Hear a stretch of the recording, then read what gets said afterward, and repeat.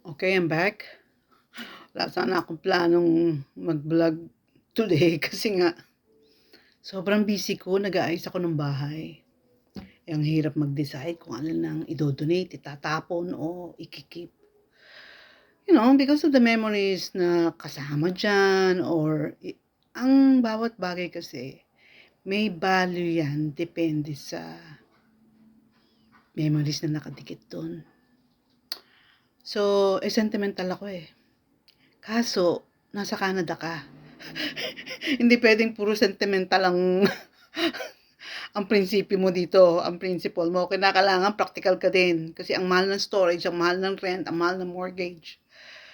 So, yun ang reality eh. But then, I wanna keep things that makes me happy. So, go for it, right? So, eto yung thought.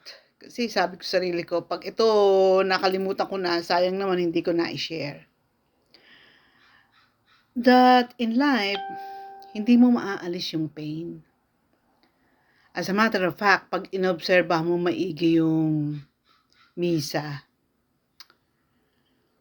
yung alak naging dugo. And isa sa sinisimbolize ng dugo is pain. Makikita mo ang dugo kung nagkaroon ng pain. Kaso yung dugo ni Christ, may price na binigay yun eh. Bibigyan ka nun ng eternal life. So, lahat ng bagay na may kasamang pain is because there is something beautiful that is hidden or promised. In life, pag nakuha mong mag-focus doon sa pinaka-essential, doon sa pinaka-mahalaga, nawawala yung strength ng pain. Kaya nga, ang merong joy, doon nahihirapan, hindi iniinda yun. Tingnan mo yung mga successful business person or successful sa relationship nila. Katulad ng marriage ko. Ano ang reason bakit 15 years na kami pero bihira kami mag-away? Lalo nga naging mas maganda nung tumagal eh. Dahil katwiran ko, if I want this really successful, ang simple lang ng formula.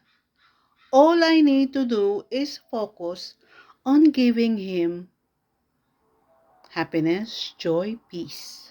Bubungangaan mo ba kung gusto mong peaceful ang buhay niya? Di ba hindi? So pagka yan naglalaro ng Xbox niya, pinagsisilbihan ko pa yan ng snacks. Or iisipin ko kung ano yung, depende kasi sa weather eh. Kung maganda yung weather, di ba, malamig ng konti, bigyan mo ng brewed coffee. Dahil gusto niya yung brewed coffee. Or kung ano yung trip niya. Ewan ko, pag-aasawa ka na kasi matatansya mo eh. So, kung nando ka na nakapokus, you just focus on loving the Lord, making your life beautiful by loving others, success ka, Inday. Imposible kang pumalpak. Papalpak ka lang pag marami kang gustong pagsabay-sabayin. Sige nga, magluto ka ng 10 dishes. Nang sabay-sabay, tignan ko kung ma-perfect mo yan. Ako sa umaga, basta katwiran ko, inaral ko, hanggang 4 lang.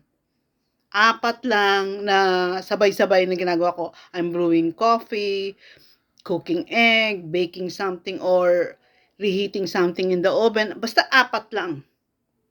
Maximum. Hindi ko inaambisyong gawing 10 yan. Diba? Maximum na nga sa akin, 4 na sabay-sabay. Kasi babae ako eh. Ano ng trait ng babae yun eh, kaya namin sabay-sabay. So, makukuha mo ang gusto mo kung hindi mo pagsasabay-sabayin. And when, talagang essential na element siya eh, when you focus on God's foremost will on you. Yun ang sikreto ko.